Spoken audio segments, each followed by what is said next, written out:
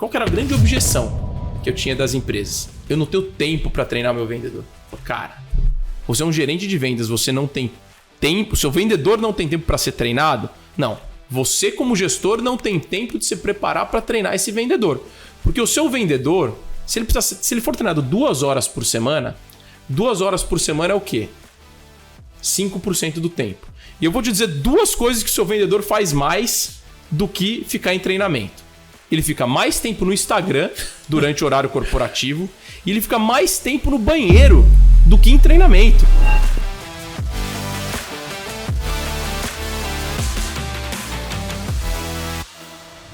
Fala pessoal, sejam bem-vindos a mais um episódio do Playbook de Vendas Podcast. Meu nome é Daniel Bound, sou host do podcast e hoje eu vou receber aqui um grande amigo para a gente falar sobre um tema que eu sou apaixonado. Passei os últimos anos da minha vida dedicado a isso, então quero discutir com ele muito sobre como que a gente pode capacitar de forma efetiva times de vendas. Então é um super prazer te receber aqui, Gustavo Pagotto, fundador da Pipe Lovers, mentor do G4 Educação. Cara, super prazer ter você aqui. Pô, Bounce, fico feliz de estar aqui, tô vendo, já assisti os episódios que já foram publicados ali, então, cara, fiquei muito animado com o convite, feliz de estar no lugar onde tem oferecimento do Zorro CRM também, então... Super parceiro de vocês, né? Super parceiro lá da Pipe Lovers, então, assim como você, acho que nos últimos 18, 20 meses é o que eu tenho feito todos os dias, falar de compartilhamento de conhecimento em vendas, então... Se você quer aprender mais sobre como melhorar seu time de vendas, você veio ao podcast correto. É um super desafio de todo mundo, né? Como eu falei, nos últimos 2 anos eu passei imerso nisso, porque a gente estava estruturando a Inside Sales Academy, junto com a DNA de Vendas, e foi uma jornada de muitos aprendizados, de muitos desafios, mas a gente vai conversar bastante sobre isso. Para quem não conhece o Pagotto, né, de novo, fundador da Pipe Lovers, a maior comunidade hoje de treinamento de times de vendas do país, mentor do G4, ex-TOTS, LinkedIn, Creditas, palmeirense, né? 11º colocado no Brasileiro, é importante dizer isso. Depende de quando você estiver assistindo esse podcast. Se for na última rodada, talvez a gente tenha feito a mágica, a bruxaria acontecer. Ai, não, mas cara, de verdade, super prazer ter você aqui. E queria fazer, antes da gente começar, um super agradecimento ao Zorro CRM. Hoje, quando a gente fala de gestão de times de vendas, é impossível a gente pensar numa operação sem um CRM. E a implementação do CRM tem diversos desafios. E a Zorro é uma ferramenta que traz alta personalização, capacidade de flexibilidade e permite você ganhar produtividade, velocidade e alcançar suas metas. Então, a Zorro é a patrocinadora oficial dessa primeira temporada do Playbook de Vendas Podcast. E se você quiser conhecer e fazer um trial, conhecer melhor a ferramenta, tem um QR Code na tela, tem o link na descrição. E recomendo que vocês conheçam. E se tiverem qualquer dúvida, pode me chamar para a gente trocar uma ideia. Maravilha? Vamos lá, outro agradecimento importante. Hoje a gente está aqui de novo em São Paulo, nos estúdios da Faculdade no Iguaçu. Outro parceiro do podcast. Um baita estúdio, diga-se de passagem. É muito bonito aqui, muito né? Muito legal. Tá na Paulista. Incrível aqui. Que é muito bacana. E a Faculdade no Iguaçu está lançando um MBA em Marketing e Vendas, com um corpo de docente fantástico. São formados por experts com muita experiência prática, são mais de 500 horas de aula, as matrículas estão abertas. Eu sou um desses instrutores. Vamos falar um pouquinho principalmente sobre prospecção. Então recomendo que vocês também dêem uma olhadinha no QR Code na tela, conheçam o MBA e venham fazer parte do nosso programa. Tá bom? Vamos embora. Pagotto, você vinha de uma trajetória de grandes corporações, né? Como eu falei, TOTS, LinkedIn, Creditas, sai e monta o seu próprio negócio, começando sozinho. Como é que tem sido esse desafio? Cara, sabe que eu gosto muito de contar a minha história com assim, tudo começa de algum lugar. No meu caso, começou dentro de casa. Muita gente sabe, mas muita gente também não sabe. O meu pai sempre foi empreendedor, né? O meu pai tem até hoje uma empresa de tecnologia. Ele tinha uma empresa de tecnologia, um software para varejo. Ele abriu a empresa no ano que eu nasci, né?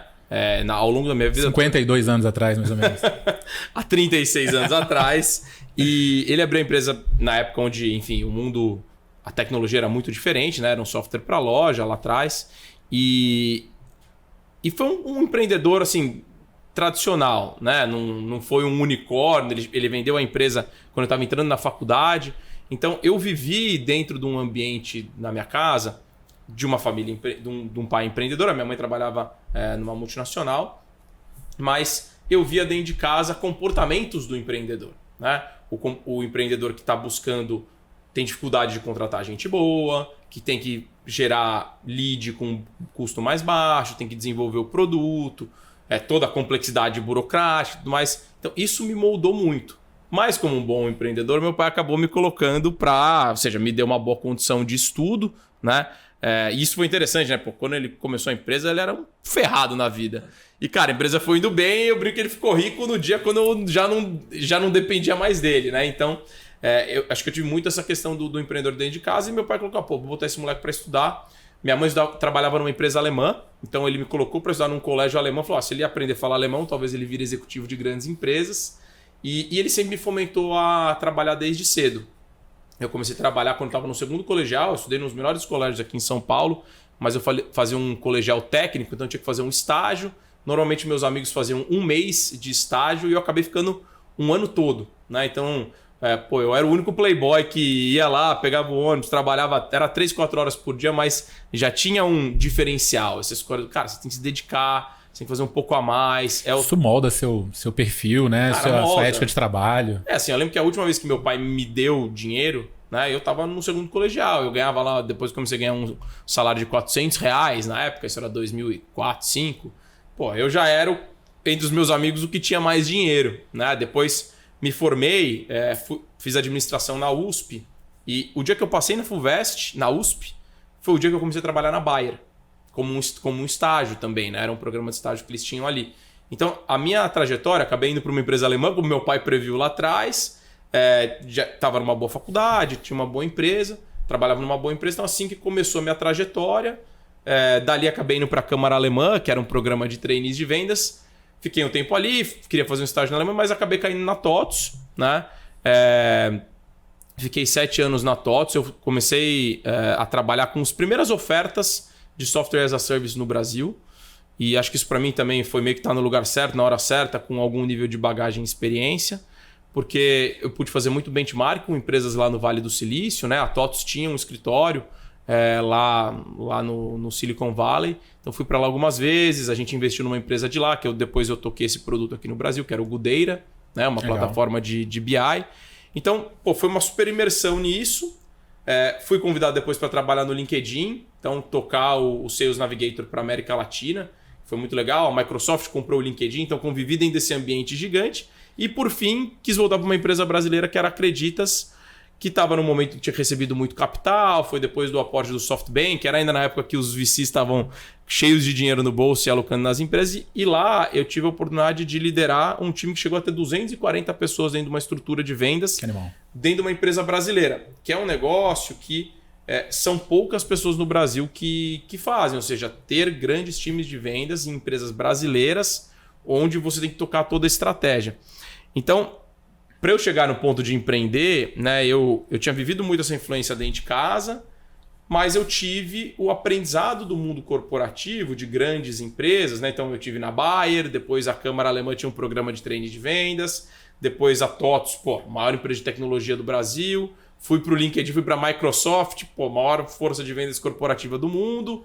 Na Acreditas pude colocar todo esse conhecimento em prática. A hora que eu fui montar o meu negócio, eu já tinha vivido as duas coisas, então... Mas assim, hoje, depois de quase 2 anos empreendendo, eu valorizo muito o empreendedor. Que, cara, o negócio é difícil, né? É difícil. É impressionante, tem que fazer tudo, né? Ainda mais quando você está começando. Tudo. E para quem está acostumado a um ambiente corporativo, onde tudo chega de alguma forma, né? Empreender deve ser um baita de um desafio, mas é uma delícia, né? Cara, é legal, porque tem um livro lá do... fugiu o nome dele agora.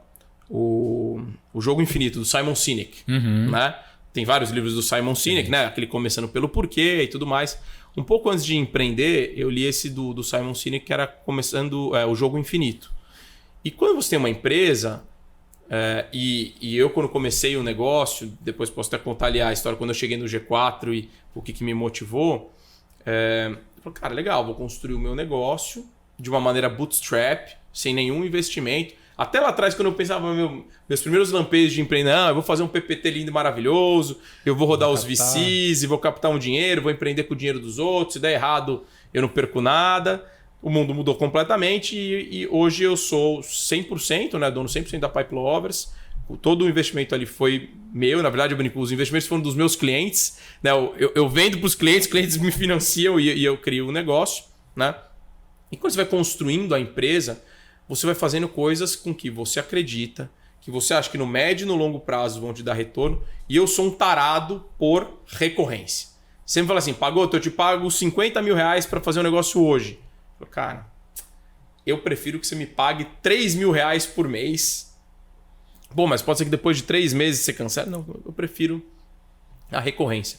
Porque a recorrência, ela faz com que você preste um melhor serviço, porque você quer reter o cliente, que você vai criar soluções que você consiga empilhar conhecimento, repertório, você vai ganhando mais força de marca e você vai conseguindo gerir uma estrutura que te dá, que te pode potencializar ao longo do tempo, né? Hoje na Pipe Lovers a gente está em 11 pessoas, né? Mas eu tenho um nível de receita recorrente que eu consigo manter essa estrutura, dar lucratividade, tirar o meu resultado no final do mês. Então, e a tendência é o quê? A tendência é melhorar. O que eu penso todos os dias como empreendedor é o pior já foi, né? Daqui para frente é só alegria. Cara, eu tive a oportunidade de vender serviços uma única vez e vender recorrência, né? Uhum. E realmente muda muito a dinâmica, porque você, independente do que você venda, você sempre vai estar preocupado com a qualidade. Sim. Mas quando você está dentro de um contrato de recorrência, muda o game, né? Muda o jogo. Você é forçado a manter essa pessoa extraindo valor e satisfeito o tempo todo. E eu acho que essa dinâmica é muito saudável para o negócio, né? Então eu também acredito muito no modelo e te gera previsibilidade. Sim. Que para quem é empreendedor e vive esses altos e baixos, traz uma paz de espírito importante. Eu não consigo imaginar, assim, né? Na página da história, que esqueci de contar o finalzinho dela, né? Em 2022, quando eu saí da Acreditas, eu fui convidado pelo G4 Educação para ser mentor dos programas de vendas. Foi antes de criar a Pipe Lovers? Cara, foi antes. Eu saí da Acreditas em maio de 22 e foi na mesma, cara, foi no mesmo mês, assim, que eu fui da primeira turma lá a primeira turma que eu participei, né? Já tinha o Theo Orozco, já participava ali, o João Olivério. Eu entrei para esse time do programa que é o G4 Sales, foi o primeiro programa que eu virei instrutor lá do G4. Hoje eu participo de vários outros, Academia de Vendedores, é um produto que só eu dou aula, na Traction, que é focado em empreendedores. Estou participando agora do G4 Scale, que é uma comunidade de empreendedores que eles têm ali. Enfim, vou aparecendo em alguns outros produtos, mas quando eu fui lá no G4, e eu tinha muitas ressalvas sobre o business de educação, porque ouvindo um pouco da minha história, né, eu sempre aprendi na prática. Em todas as empresas que eu passei, não tinha vindo ninguém me dado um treinamento, uma consultoria, né? O que veio de fato para mim eu aprendia com outros gestores. E aí vamos pegar exemplos, né? Muita gente conhece a Sense Data, que foi vendida para a Zenville. Matheus Pestana, o Guilherme Pellegrini. Os 4 fundadores da Sense Data foram meus pares ou meus chefes lá na TOTOS. Pô, esse era o perfil de pessoa com quem eu trabalhava. O Alexandre Appendino, que hoje é o VP Global de Vendas lá da TOTOS. Vou encontrar ele essa semana. Foi meu chefe direto. Quando ele entrou na TOTOS, eu fiz o onboarding dele, né? Que legal. Então, dentro dessas... E vinha gente de SAP, vinha gente de Oracle, vinha gente de Microsoft. Depois eu fui para o LinkedIn. Pô, um nível altíssimo de profissionais super qualificados. Aprendi com gente do mundo inteiro, né? O período que eu tive no LinkedIn foram 3 anos fiscais completos. Os 3 anos eu ganhei o President's Club, né? Você ia lá, você interagia com caras de um nível, surreal, né? E depois também na Acreditas, uma empresa crescendo. Então, eu consegui conviver, interagir com profissionais muito qualificados, que tinham muita bagagem. Quando eu cheguei no G4, que é uma instituição, uma escola de negócio, que essencialmente atende o empreendedor brasileiro, esse cara que tem um negócio, que muitas vezes é familiar, que em geral está no interior do Brasil, quem está em empresa pequena e média, não tem com quem trocar. E aí me remetia à história de quando eu lembro que eu estava quando eu via a empresa do meu pai. Nas minhas férias, eu ia lá montar a caixinha do software e eu lembro que tinha lá na época um gerente comercial, né? E aí eu comecei a ter eu entrei na Câmara Alemã, eles davam lá um treinamento de onboarding e eu tinha meta. E aí eu virei pro meu pai e falei, pai, como que é a meta aí do seu time de vendas? Não, a gente não tem meta. Cara, eu lembro quando eles colocaram meta de vendas, porque eu tinha pegado esse benchmark onde eu estava trabalhando, aumentou 30% as vendas. Então, assim, meu pai estava numa empresa pequena, ele tinha 5 vendedores. Algo que pode parecer óbvio, né, para muita gente. Muitas empresas no interior não conhecem. Era óbvio, e meu pai, assim, a empresa do meu pai ficava na berrine, né? E assim, mas era o seguinte, era isso, era uma empresa pequena que tinha 5 vendedores. Esse era o canal de vendas dele, era participar de feiras e eventos. E ele, cara, mais meta, meu pai nunca tinha sido vendedor, ele tinha sido programador antes, então tinha uma facilidade de comunicação, mas nunca foi, não tinha referência de lugar nenhum. Quando eu cheguei no G4, eu vi isso. A grande maioria das empresas tem essa dor. E aí eu comecei a correlacionar isso com vendas B2B. Falei, legal, pô, os caras que estão aqui, o Thales, o Nardon, o Alfredo, foram empreendedores de sucesso, conseguem ensinar outros empreendedores como alavancar os negócios deles. Legal, o que eu sei fazer? Eu sei vender. Eu já liderei centenas, talvez milhares de vendedores na minha vida. Por conta do LinkedIn Sales Navigator, eu visitei, eu atuei, eu vendi para alguns milhares de empresas. E aí também, quem quiser conhecer mais do LinkedIn Sales Navigator, o treinamento oficial do LinkedIn Sales Navigator, que está lá no LinkedIn Learning, gratuito, foi eu que gravei. Então, se quem quiser entrar lá, vem no meu perfil do LinkedIn que tem esse curso. Cara, assim, eu tinha muita referência sobre esse tema, né? E falei, pô, como é que eu posso fazer isso porque o gerente de vendas de uma empresa pequena e média, esse cara tá ferrado. Essa é a realidade. Se você é um gerente de uma empresa pequena e média, qual que é o problema? O pessoal te cobra de marketing, te cobra de recrutamento, te cobra de vendas, te cobra de gerir o time e você também deveria estar treinando o vendedor. Só que muitas vezes esse gerente de vendas da empresa pequena e média no Brasil, de B2B, ele era um vendedor da empresa. Ele foi promovido, ele não tem referência, ele é igual o cara lá da empresa do meu pai, que tinha 5 vendedores. Falei, pô, eu consigo ajudar esse cara. Falei, legal, como é que eu consigo ajudar esse cara? Eu não queria virar o professor, né? Porque uma hora meu conhecimento vai acabar, não dá pra eu criar uma empresa onde uma hora meu conteúdo acaba, né? Falei, pô, mas eu conheço muita gente, né? Então, pô, conheço o Daniel Bounds, conheço o Thiago Reis, conheço o Hélio Azevedo, conheço o Theo Orozco. Cara, assim, a minha rede de networking era gigante, por N motivos. Falei, então comecei a estudar um modelo de comunidade. Falei, pô, aprender em comunidade tem uma... Porque foi assim que eu aprendi. O meu sucesso da minha carreira não foi porque eu fiz o curso A, o curso B, porque veio um cara dar um treinamento em company. Até tive alguns treinamentos desse ao longo da vida, foram importantes. Mas a realidade é que eu aprendi com profissionais que tinham vivido isso na prática. Então, a ideia da Pipe Lovers veio disso. Como é que foi o kickoff? Falei, legal, o que eu vou fazer e tal... vou fazer o seguinte, eu queria ganhar relevância digital, né? Antes da Pipe Lovers, mentira, eu queria virar digital influencer. Eu queria virar o Thiago Reis, né? Thiagão, super amigo, eu lembro quando ele começou a história de ficar famoso no LinkedIn, eu tava no LinkedIn, ele ia lá e a gente ficava trocando figura e falou, pô, esse negócio de virar digital influencer dá dinheiro, né? Aí fui ver que era mais difícil do que isso. Aí eu virei para comunidades. Mas a história foi, eu comecei a dar várias mentorias online. Você fez 100 mentorias gratuitas, né? Sim, o primeiro kickoff foi 100 mentorias grátis. 15 minutos cada mentoria. A galera ia, se cadastrava no Google Forms, agendava direto na minha agenda e tal. Cara, foi engraçado. A minha esposa estava viajando essa semana. Minha esposa trabalha no Pinterest, né, na rede social. Ela tinha ido para um evento lá em São Francisco. E eu fiquei em casa sozinho uma semana. E eu falei, cara, foi de segunda, 8 horas da manhã, sexta-feira, às 6 horas da tarde, eu dando essas mentorias. E para mim foi muito legal que isso ficou escancarado. As pessoas queriam fazer mentoria, queriam beber da fonte de quem tinha mais conhecimento. No caso, eu era essa fonte. Eu falei, cara, inviável ser só comigo. E aí eu comecei a história da comunidade. Fiz uma primeira turma, comecei focando em pré-vendas, na parte de prospecção. E aí que surgiu a comunidade, que então, essencialmente, né, o que a Pipe Lovers faz hoje? A gente tem 4 grupos.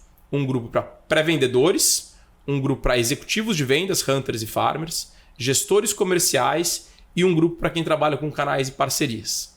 Nesses grupos, toda semana a gente faz uma aula ao vivo com um convidado de mercado.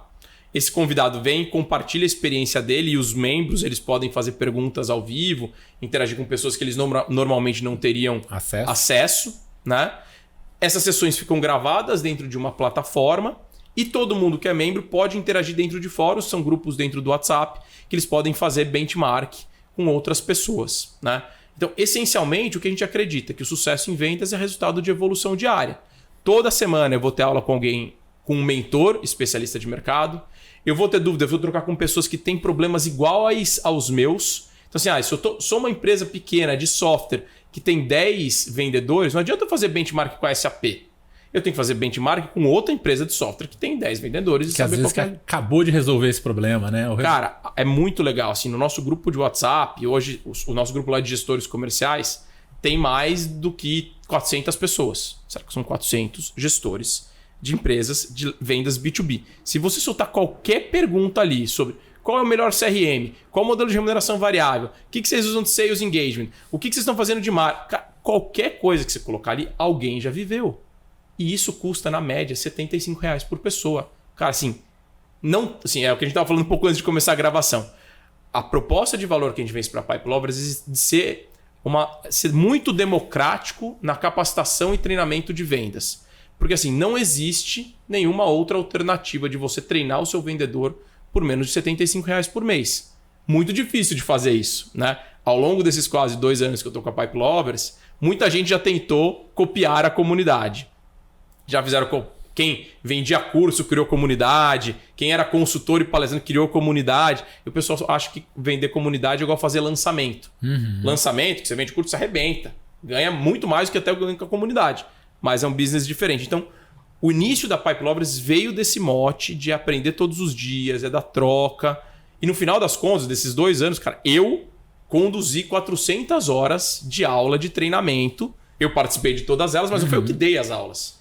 Eu trouxe pessoas para compartilhar experiências delas com o grupo e esse conhecimento está todo lá acumulado. Então, cada dia que passa, a nossa comunidade fica melhor, né? É mais gente para trocar, é mais aulas gravadas e a gente vai evoluindo, vai conseguindo trazer cada vez experts, como a gente chama lá, mais qualificados.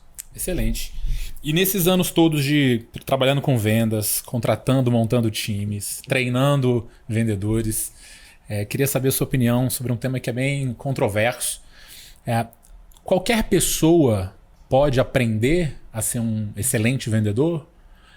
Até onde, o que é tudo treinável? Ou existe talento e perfil envolvido nesse mix? Eu acho que sim. Eu acho que qualquer pessoa pode ser vendedor. Não acho que existe... eu falo bastante essa frase, né? Alguém aí tem... astronauta, do ITA, da NASA no seu time de vendas? Acho que não. Vendas é um trabalho relativamente simples. Óbvio, como um trabalho exige comunicação, exige você entender de negócio. Então, o que a gente dentro da Pipe Lovers ao longo desse processo descobriu, né, que muita gente vinha... Quando a gente começou a vender para empresas, né, no começo inicial a gente só vendia para pessoa física. Né? Chegou um momento onde as empresas começaram a procurar a gente e o pessoal, mas qual que é a trilha de conhecimento, aquele papo de RH? Falei, pô, lá vou eu ter que explicar o negócio pro RH, que inferno. Mas foi legal essa provocação. E a gente falou, tá, o que a gente ensina de fato? Que cola bastante com essa sua pergunta. Então, eu acredito que qualquer pessoa pode ser vendedora, desde que ela tenha conhecimento desses 4 pilares. O primeiro, que para mim é o mais importante, visão de negócios. O vendedor precisa entender de negócio, conhecer do seu mercado e do mercado dos seus clientes e saber quais são as tendências dentro desse mercado. Depois, o segundo é conhecimento técnico. Eu preciso saber de técnicas de venda, eu preciso saber prospectar, eu preciso saber fazer uma apresentação, eu preciso saber negociar, contornar objeções, fazer fechamento, fazer follow-up. Preciso entender de gestão de vendas, preciso entender de funil, preciso entender de gestão de carteira, preciso ter pensamento crítico, né? Análise crítica, análise de dados. Isso entra na segunda dimensão. A nossa terceira dimensão é relacionamento interpessoal. Eu preciso saber falar e eu preciso saber escutar, escuta ativa. E eu preciso também saber liderar e influenciar. Né? Tem um número do LinkedIn que diz que tem, hoje em dia, 11,2 pessoas envolvidas num comitê de compras. Né? Quando se fala de account-based marketing, né? Com o conteúdo lá do Spina, tem mais de 20 pessoas envolvidas numa grande compra. Então você como vendedor tem que saber liderar e influenciar dentro das empresas. E por fim, a quarta dimensão que a gente fala é de autodesenvolvimento, que envolve o quê? Inteligência emocional e resiliência, gestão de dados e da informação e tempo e aprendizado ativo. Então, qualquer pessoa pode ser vendedora, desde que ela aprenda todos os dias essas 4 dimensões. Visão de negócio, conhecimento técnico, relacionamento interpessoal e autodesenvolvimento. É rápido?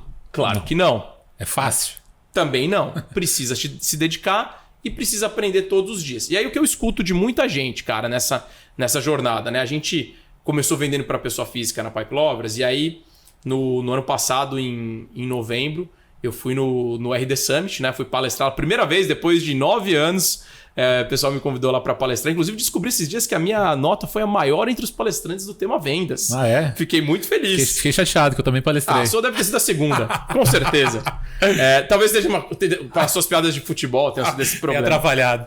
E, cara, mas sabe qual foi um negócio para mim que foi muito marcante? A gente chegou lá e a gente começou levando Pipe Lovers para pessoa física. Tem para empresa, dá para vender para empresa e tal. E a gente não estava dando muito esse foco porque queria ganhar uma massa crítica, né? E aí a gente começou a vender para empresas pequenas e tal. Meu filho nasceu no final de novembro do ano passado. Final do ano foi meio bagunçado. Pô, de lá até agora ele está com 4 meses, já ganhou 2 títulos, né? Um campeonato brasileiro e um campeonato paulista. E aí, cara, a gente começou a ver qual que era a grande objeção que eu tinha das empresas. Eu não tenho tempo para treinar meu vendedor. Eu falei, cara, você é um gerente de vendas, você não tem tempo, seu vendedor não tem tempo para ser treinado? Não. Você, como gestor, não tem tempo de se preparar para treinar esse vendedor. Porque o seu vendedor, se ele for treinado 2 horas por semana, 2 horas por semana é o quê? 5% do tempo. E eu vou te dizer 2 coisas que o seu vendedor faz mais do que ficar em treinamento. Ele fica mais tempo no Instagram durante o horário corporativo e ele fica mais tempo no banheiro do que em treinamento. É a famosa cagada remunerada, né? Tem alguns vendedores até que ajudam um pouco. Ele fica cagando no Instagram, né? Ele já Mas assim, junta. Ou seja, tem tempo. Esse cara tem tempo disponível. O grande problema hoje, os gestores de vendas dessas empresas pequenas, a gente estava falando um pouco antes, né? Qual que é o perfil que a Pipe Lovers na prática atende? A gente foca muito em empresas que têm até 20, 30 pessoas na área de vendas. Por quê? Tem ali um gestor que meio que tem que fazer tudo. E esse cara tem uma dor gigante. Muitas vezes ele vende também, né? Ele vende também. Acaba não tendo tempo para ser gestor. Cara, ele é o vendedor, ele é o marketing, ele é o RH de recrutamento. Ele tem que, cara, colocar as ferramentas, configurar o CRM, a automação de marketing, o chatbot. E, assim, ele quer treinar, mas, cara, esse cara meio que desfarela. Aí ele até coloca na agenda. Aí, legal, qual que é o tema da próxima semana? Aí ele manda um dos vendedores do time fazer. Aí, cara, chegou uma hora que acabou. Então, a gente entrou nesse caminho e falou, cara, quando uma empresa fecha com a gente tem já 400 horas de conteúdo, eu monto uma trilha inicial e o seu time entra depois aqui no modus operandi. E aí, qual que foi a sacada que veio de um cliente nosso? O cliente falou, olha, o que a gente faz? O pessoal assiste os conteúdos da Pipe Lovers, mas a gente faz aqui dentro 1 hora por semana de momento Pipe Lovers. Falei, opa, me explica aqui esse negócio. A gente marca 1 hora na agenda, o pessoal tem que vir e contar o que eles aprenderam na comunidade, que eles podem aplicar aqui na empresa. E eu achei isso genial, porque o cliente me disse o seguinte, Pagotto, para mim, pouco me importa se você vai me mandar o relatório de utilização, se você vai dar certificado para esse cara. O importante para mim é se ele está aplicando, se ele está aprendendo, se ele está vendendo mais. E na prática é isso. Então, as empresas hoje quando pedem para tem certificado, tem relatório, tem, mas o gestor só precisa fazer uma coisa, bota os caras na comunidade e marca meia hora e pergunta para eles o que eles aprenderam. E aí eu já vou dizer o que vai acontecer na primeira semana que você marcar isso. Os caras vão chegar lá, veja bem, é que minha senha, meu login, eu não vi porque nessa hora eu tinha reunião. Só que ele percebe que você criou um ritual. E gestão é sobre ritual, né? A minha palestra no Summit lá ano passado foi sobre isso. Rituais de equipes de vendas de alta performance. O papel do gestor é colocar esses rituais. Então, fechando para ir na sua pergunta, sim, qualquer pessoa pode ser vendedora desde que ela evolua todos os dias e aprenda esses 4 pilares. Você não acha que tem um teto ou que existem pessoas com maior aptidão? Eu fico pensando que vendas, para mim, é um negócio, é uma musculatura difícil de ser construída. E é igual um esporte. Tem pessoas eu posso treinar, eu posso fazer 100 horas de treino por semana de futebol, de basquete, que eu jamais vou ser um atleta de alto nível. Uhum. E eu penso que para empreendedorismo e para vendas, isso também tem. É claro que todo mundo pode vender. Uhum. Tá? E ser até um bom vendedor. Mas não existem pessoas que realmente têm uma aptidão e um talento maior? Com certeza, né? E aí, ótimo esse ponto que você falou. Eu nunca vou virar um jogador de basquete profissional. Provavelmente não, né? Mas você vai conseguir jogar basquete, né? Então assim, eu não jogo basquete. Pô, se você for todo dia lá, no primeiro dia você vai aprender como pinga a bola. Pô, depois de um mês você tá passando a bola no meio da perna. Em algum momento, pô, você é um cara alto, você vai conseguir lá aprender a fazer a marcação, como quinté. Você tem características físicas que até te ajudam nisso. Então, claro, tem pessoas que têm facilidade. Por exemplo, no meu caso, eu tive um background de morar com um empreendedor a vida toda. Eu trabalhei em multinacionais. O meu lado de visão de negócios é muito desenvolvido. Tem muitas empresas que falam, aqui na minha empresa funciona melhor o cara que é o vendedor técnico, né? Quando eu falo do perfil do vendedor ideal, para mim tem 3 pilares, né? Eu vou recrutar alguém para ser um vendedor na minha empresa. E aí que já vai mais um spoiler, cara. Na minha vida, todos os dias, alguém me liga falando assim, me liga ou me manda um WhatsApp. Pagoto, você tem um vendedor bom para me indicar? Se você tá precisando de um bom vendedor aí, presta atenção nessa parte, né? Cara, qual que é a realidade? Todo mundo tá precisando de um bom vendedor, mas quem é o bom vendedor para aquela posição dentro da minha empresa? São 3 pilares que eu acho fundamental você analisar. Primeiro, qual é o nível de conhecimento do negócio do mercado que você precisa? Você vai vender um produto para a indústria farmacêutica, para um hospital. Cara, você vai precisar de um biomédico ali que vai conseguir falar XYZ para entrar ali no detalhe técnico daquela venda. É um cara que vai vender educação. É um produto mais simples de você vender, né? Então, quanto que eu preciso de... Qual é o nível de conhecimento técnico ali? Depois, qual que é a experiência que esse cara... Qual que é a habilidade que ele tem com o momento do funil? E aí vou dar um exemplo de um grande erro que grande maioria dos gestores já cometeram na vida. Você vai lá, você conhece um vendedor de outra empresa, se conheceu no mercado, já se relacionou com ele. Era um excelente farmer, um gerente de contas em uma empresa. Ele já trabalhava ali com uma carteira grande de clientes, vendia milhões. E aí você está formando seu time de vendas novo. Nesse time de vendas novo, o que acontece? Você precisa de alguém hunter. Não tem cliente. Vai ter que prospectar, vai ter que bater lata. E aí o que acontece? Depois de 2, 3 meses desse vendedor novo ali, esse cara é ruim, o cara não quer prospectar, o cara não fecha contrato nenhum. Por quê? Você contratou um farmer para ser hunter. A pessoa não tem aquela musculatura. Ou ela até teve 20 anos atrás, agora ela não tem mais. Então, esse é um grande erro quando você olha para a habilidade. Eu preciso de um farmer, eu preciso de um hunter e contrata um farmer, você está cometendo um erro. Outro erro enorme que acontece. Vamos lá, muita gente vê lá resultados digitais, RD Station como uma grande referência em máquina de vendas. A maioria dos leads lá são inbound pela natureza da operação da empresa. Legal, vou contratar um cara aqui que foi SDR, pré-vendas da RD Station. Só que eu vou contratar esse cara para ser um pré-vendas outbound, prospecção ativa, usando bases de dados. Outro bicho. Aí dá errado. Esse cara aqui só gerava oportunidade lá porque era inbound. Só gerava por isso. Acontece isso muito lá no G4, né? Time de vendas do G4, galera, é uma máquina, né? Aí o cara vai lá, só que o pré-vendedor lá é um pré-vendedor de lead que vem inbound, quente, em grande volume, pessoa física, no geral. É um empreendedor, mas é na física. Legal. Aí tem gente que vai lá, empresa que vende no B2B, marca desconhecida, e bota esse mesmo cara, rouba do G4, ou o cara sai do G4, vai lá e contrata, e esse cara não dá resultado. Por quê? Porque não tem as habilidades. E por fim, é a experiência com o perfil de clientes. Eu tenho um cliente que é uma grande joalheria a nível global.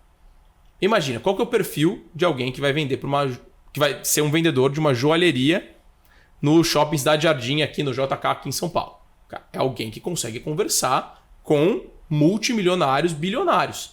Esse é o perfil dessa pessoa. Ela tem que ter essa experiência. Tem que se relacionar. Eu fui lá outro dia, o cara tinha sido ator da Globo e era vendedor lá dessa loja. É um perfil com a experiência de cliente, para ter aquele nível de... vai na casa para mostrar as joias e tudo mais. Do outro lado, você tem... Eu nunca vendi nada pro Itaú, né? E aí toda vez que eu ia no Itaú, eu via aqueles tiozinho lá, de terno, todo acabado, fumando um cigarrinho ali. Não é possível, esse cara deve ter... Não, esse cara que vendia. Porque esse cara vendia lá milhões de contratos, só que ele tinha resiliência de ir lá, tomar porrada da TI, tomar um cafezinho. Imagina, outro dia caiu lá o app do Itaú, né? Cara, imagina quanto que esses vendedores não apanharam. Aí foi lá, apanhou, aí volta. Então. Aí o cara apanhou, aí ele volta, então, é porque o seu contrato tinha um SLA assim, vamos melhorar o SLA. Aí o cara vai, apanha e vende mais 10 milhões de reais. É um outro perfil, outra experiência de cliente, né? Então, assim... Ticket médio também é uma proxy importante, né? Se a pessoa está acostumada a vender tickets baixos, é um outro bicho vender para tickets muito grandes, né? Vice-versa. Então, e isso entra lá nessa história de experiência, também tem isso. Tem gente que fala, não, eu cuido aqui da conta do Itaú. Eu sou o atendimento do Itaú, numa agência, por exemplo. Legal, o Itaú é um dos maiores advertisers do Brasil, você cuida do relacionamento ali com o Itaú. Tá, mas não foi você que vendeu o Itaú. Então, vender cuidar de uma conta grande é uma coisa, vender para uma conta... E aí você tem, às vezes, clientes que têm um grande potencial de receita, mas você tem um contratinho pequeno. É um outro tipo de experiência. Aí eu vou galgando dentro daquele cliente. Então, tudo isso você tem que olhar na hora que você vai contratar um vendedor. E aí, voltando para a sua pergunta, é o seguinte, todo mundo pode ser vendedor. Ao longo do tempo, as pessoas vão se capacitando e se desenvolvendo nesses aspectos. Vou pegar meu caso quando eu estava lá no LinkedIn. Eu precisava de vendedores que falavam espanhol. A gente contratava pessoas que falavam espanhol e treinava esses caras a vender. Tinha gente que vendia no Brasil tal, e queria aprender espanhol e esses também vai. Então, é uma evolução. A pessoa tem que se dedicar. Às vezes leva muito tempo e às vezes por nível de background, de educação, por QI, capacidade intelectual, a pessoa bate num teto.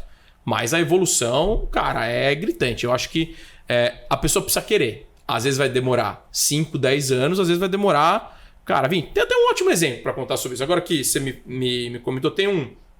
Não vou citar nomes aqui para não expor, mas, cara, teve um cara que trabalhou comigo na TOTS e no LinkedIn, né? E olha que interessante a história desse cara. Esse cara começou como vendedor de lápide em cemitério. Cara, começou lá, imagina. Cara, a família do cara super humilde. Por coincidência, os pais tinham sido... imigrantes, né? Vieram de um país da América Latina. O cara chegou super humilde e tal, e vendia lá. E esse cara foi estudando, né? Estudou, fez faculdade, uma faculdade X, depois fez uma pós-graduação legal. Quando ele estava fazendo a pós-graduação, ele conheceu um cara da TOTS, e aí ele foi trabalhar numa empresa de pesquisa. Grupo multinacional, entrou numa empresa de pesquisa como um analista de mercado. Legal, começou a entender do mercado de tecnologia. Conhecimento de mercado. Só que ele viu, cara, onde que ganha dinheiro? Em vendas. Quero ir para vendas. Para que empresa que eu quero ir? Quero ir para a maior empresa de vendas do Brasil. Foi para a TOTS. Chegou na TOTS, pegou o pior território. Era vender cliente novo em São Paulo, que o cliente lá... Cara, assim, todo mundo já tinha... Quem tinha para comprar TOTS já tinha comprado. Chegou lá. A hora que ele chegou lá, eu cuidava do produto de BI. E, cara, esse produto aí parece que é o futuro. Produto legal. Mas é o seguinte, eu vou estudar o seu produto. Você começa a me passar as oportunidades, as indicações aí para você. Eu não tinha nenhum vendedor, eu dependia da força de vendas, 600 vendedores. Esse cara veio até mim, relacionamento interpessoal. Falou, eu vou estudar o seu produto e tal. Esse cara começou a vender o meu produto. Virou, assim, ele era o meu produto, o único cara que vendia o meu produto modelo white label. Na época a gente vendeu para RD, vendemos para Project Builder quando eu conheci o Thiago Reis. Esse cara foi ganhando relacionamento. Aí eu saí e fui pro LinkedIn. Eu precisava contratar vendedores que falavam espanhol. Pô, esse cara era filho de chilenos. Contratei o cara. O cara saiu de uma empresa brasileira, foi pro LinkedIn, que foi comprado pela Microsoft. Ficou lá 2, 3 anos. Foi super bem. Na época ele viu que esse mercado de assinatura digital estava crescendo. Recebeu uma oportunidade para ir para a DocuSign. Surfou a onda da DocuSign, foi super bem, etc. Até que depois de 2, 3 anos lá, falou, cara, quais são as maiores empresas do mundo hoje? Facebook, Meta. Foi para Meta, para um produto que era o Workplace, que é um produto lá meio pequenininho. Entrou. Hoje esse cara tá tocando vendas para o WhatsApp aqui no Brasil. Vamos lá. Tem alguma coisa que é mais... Cara, esse cara tá super bem. Vamos lá. O cara era vendedor de lápide de cemitério. Hoje o cara é executivo de vendas super senior dentro do WhatsApp. Como assim, deals de centenas de milhões de dólares. Quantos anos esse cara hoje? Tem quase 50 anos. Mas é uma jornada... Se construiu, né? De construção. E ele sempre falou... Cara, ele falava muito uma frase. Cara, vendedor bom fala de business. E ele falou assim, eu não dou um passo maior que a minha perna. Eu vou indo devagarzinho. O que a gente viu muito ao longo da pandemia, desses últimos 4 anos? Cara, vendedor o cara que tá vendendo imersão de vendas aí, ficou 2 anos como vendedor e querendo vender imersão de vendas. Cara, me desculpa, assim, a construção da sua carreira leva tempo. É por isso que no LinkedIn não tem celebridade que ficou ali... em 3 anos o cara virou um influencer. Cara, não existe isso. O LinkedIn até agora tá fazendo umas papagaiadas lá de dar selo para todo mundo, né? Mas assim, para você ser alguém relevante e ter um bom perfil no LinkedIn, você tem que ter tido um histórico, né? Além de ter tido um histórico de carreira, você tem que compartilhar conteúdo, mas você tem que ter um histórico de carreira. E acho que esse é o ponto. As pessoas querem ser o Michael Jordan em 2 horas. É só ver, cara, Michael Jordan, pega lá o Mamba lá, esqueci. O Kobe Bryant. Pega o LeBron James. Pô, cara, esses caras treinam que é um absurdo. Tem que treinar, né? Treinamento faz parte do trabalho de vendas. Só que as pessoas não querem treinar. Hoje, a pessoa quer um milagre. Eu gosto muito de uma frase do Jaco Van der Kooi, da Winning by Design, que ele fala que 4+1 é maior que 5, né? Ele não só de treinamento tradicional, como a gente pensa, mas ele sugere que 20% do nosso tempo devia estar ligado a atividades relacionadas ao nosso desenvolvimento. Treinamento, one-on-one, coaching, escuta de ligações, momentos de feedback. E eu acredito muito nisso, cara. A gente está fazendo paralelo com esporte, e a gente faz um paralelo com times de vendas, e a gente é um bando de amador vendendo, né? A gente não treina, totalmente. A gente não se prepara. Mas assim, aos pouquinhos essa realidade está mudando. Não, e vamos lá, né? Vamos fazer um exemplo. Vou falar mal do meu próprio time agora, né? Cara, vamos lá. Eu fico inconformado que os jogadores do Palmeiras não acertam pênalti. Absurdo, né? Cara, sim. Aquele negócio gigante. Agora vamos lá. O que todo mundo fala quando os caras erram pênalti? Esses caras não treinam. E aí a gente olha, o gestor de vendas olha pro seu time de vendas. Esses caras não vendem, esses caras não sabem prospectar. Ninguém para falar assim, esses caras não treinam? Ninguém fala isso no time de vendas, né? Então, é isso. A gente critica no esporte, na vida, a gente reclama disso, mas quando a gente vai pro nosso mundo de vendas, a gente parte do princípio que o vendedor... o vendedor que deveria ir atrás. Cara, você pode esperar que o seu vendedor vá atrás, inclusive os melhores, os que mais... desenvolve, né? São os que vão atrás de conhecimento. E é muito interessante, muita empresa vem atrás de mim, da Pipe Laureus, porque assim, quem está numa comunidade de vendas por conta própria é um cara que tem uma proatividade. Mas assim, se o gestor quer evoluir o seu time, ele precisa definitivamente treinar, não tem outro caminho. E vamos lá, Pagotto, qual que é o principal desafio hoje dos vendedores? Eu sei que você treina gestores, principalmente no G4, também no Pipe Lovers. Mas quando a gente fala de times de vendas, qual que é o maior desafio que eles encontram hoje no dia a dia, em termos de temáticas? A realidade é o seguinte, Bounds. O número de vendedores B2B vai diminuir drasticamente ao longo dos próximos meses. Antes eu falava anos, mas agora é meses. Por quê? Cara, chatbot, inteligência artificial, são automações, e-commerce B2B. A realidade é que as empresas precisam e o cliente demanda um vendedor consultivo, né?